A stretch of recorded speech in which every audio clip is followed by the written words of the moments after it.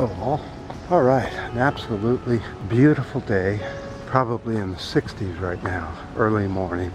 A heavy wind and fog blowing into the Bay Area here in San Francisco, US. Oh, I forgot California. So, things are going better than expected. After last week's hell, which I can't say a word about, things seem to be going better today. Somebody's coming. It being a beautiful summer's day, here people are going to be everywhere, so it's going to be kind of difficult to do a video. But as usual, we'll do it however we can.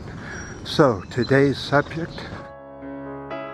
What is today's subject? Let me look. So as you know, the G-20 is going on at this very moment that this video is made. The U.S. President, the Orange Man, is urging the G20 allies to either abandon the Paris Accord or severely weaken it. He's not willing to hurt business in any way, even if it kills us. Business is like the god of today. You do nothing to harm it, even if you kill yourself doing that. Lots of celebration going on this weekend.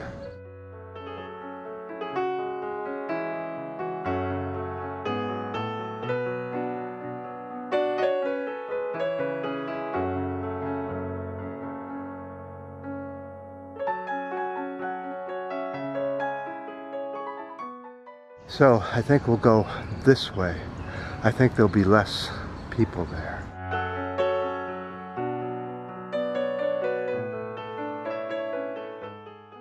So, according to the Orange Man, the U.S. has its best water and air it has ever had in its history. What do you think? Do you think that's reality? Do you think the Orange Man is telling the truth for once? Of course, not a chance. Let's look at the statistics. Not you just say it and it's true. Our water and air pollution is so bad here in the U.S. that 24,000 plus people a year die from it. We are 123rd out of 195 countries for best air and water. We're towards the back end, Orange Man, but the people aren't willing to do something about it. The people are on the bandwagon. They're duped into thinking they're making more money and that this guy is for the small person. It couldn't be more the opposite. But that's the way reality is today, quasi-backward from reality.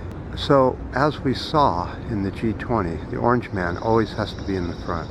The Orange Man has to put somebody down, and the Orange Man is nothing but trash. What causes world collapses of governments? Well, let's look at the Roman government. I'm real familiar with them. I study them over and over, and it's fascinating history. It's always the same. Dictatorship. The country goes into an easy fix of dictatorship. The leader doesn't know how to do it any other way, other than I give you order, you do what I say, regardless. That is where the U.S. and the U.K. are headed at this very moment. The way it happened with Rome is that they thought that every single country other than Rome was now an enemy and needed to be conquered.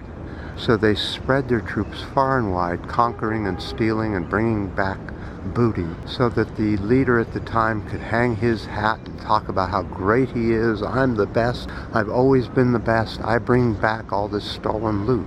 It's no different than today. The stolen loot is oil, isn't it? And precious minerals to steal. In the earlier days, it was slaves, lumber. Today, it's mostly just oil and minerals. So as the country of Rome continued to expand further and further out, it took more and more money. So they had to tax the working people back home more and more. But they needed more and more soldiers, so there were less and less people at home. The taxes kept going up, and the rights of the people kept going down, until the military-industrial bubble burst, and the dictatorship has in so many cases collapsed. Well, the orange man is no longer following any rules for presidency. He is a dictator. When he wants to go talk to Putin alone, he does it, regardless if that there should be a translator there from the U.S. to take notes or something like that so we know what went on. That's no longer the case. The orange man is the dictator, and the Democrats, who are the party that's supposed to keep them in check, have fallen asleep on the job, don't want to do the job. Nancy Pelosi's tired. She doesn't want to deal with that. She just wants to go on and do what? I don't know. Complain about this and that a little bit here and there, but what is she actually doing? So that's how a country collapses. And that's why we went through 1,000 years of dark age, and it was a horrible time. You know, if you get plenty of warning and you don't do anything, you know, that tells you a lot about the species itself. And you have to know that the ecosystem isn't made here on Earth for 7 to 8 to 9 billion humans. It just doesn't work. We're not going to make it with that many humans. The humans have to be reduced. The food that you eat must become mostly vegetarian, and you must respect other life forms, like those cows that are in the field that you eat regularly. I shouldn't call them cows. Those are more milk cows. I should say cattle. Those are more for meat. Then you got the sheep and the pigs. Every time there's a flood, the farmers purposely make them drown so they get all the insurance money for it, and they don't care about the animals. See, these are major things that humans have to overcome to save themselves. I don't see it happening, do you? There are little places where are people waking up, but in most places it's all full on, make the money, ha ha, team, go. So, the last thing I wanted to talk about on the video is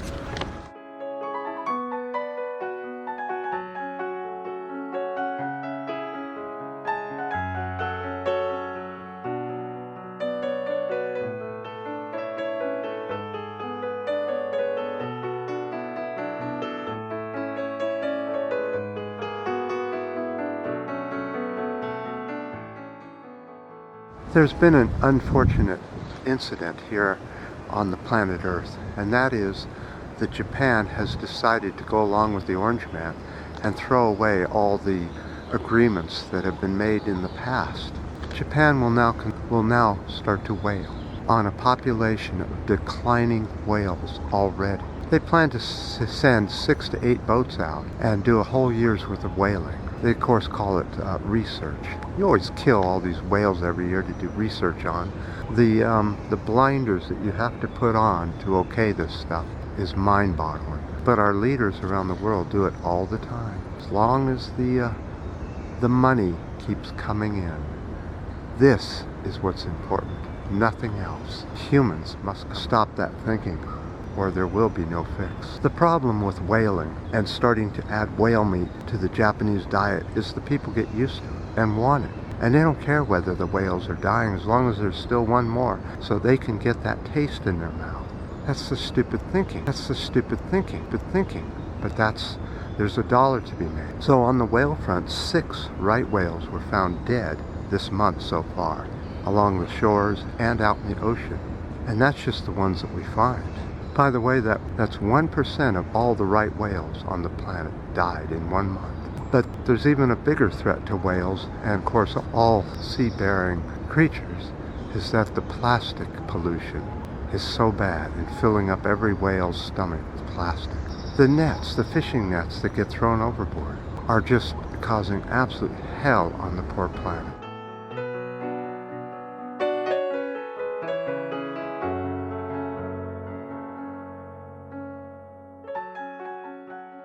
Both these things need to be eradicated. In fact, fishing needs to be eradicated altogether. Again, respect for the other creatures on the planet is a major must-do to avoid catastrophic collapse in our lifetime. Oh, and by the way, whales live on average of 80 to 90 years in good conditions. Well, it's unfortunate that the Orange Man is pushing for a weaker Paris Accord. That just means that the people have to push the other way, even harder and faster and more vigorous, without violence. I don't believe in violence. I think you have to hit them where it really does count. That's the money. It's the money. You have to take away their money by not spending in the corporate stores and not buying into the corporate crap that we're fed on a daily basis. It may mean that you bank with something other than a bank, like a credit union. It may mean that you've changed your habits, like eating less meat or no meat at all. Can we do it? Are we willing to? You tell me down in the comments. Any comments are appreciated and part of the video, and will only help back up what I'm saying, whether it's positive or negative. I don't care. Have at it on the comment section, and until next time.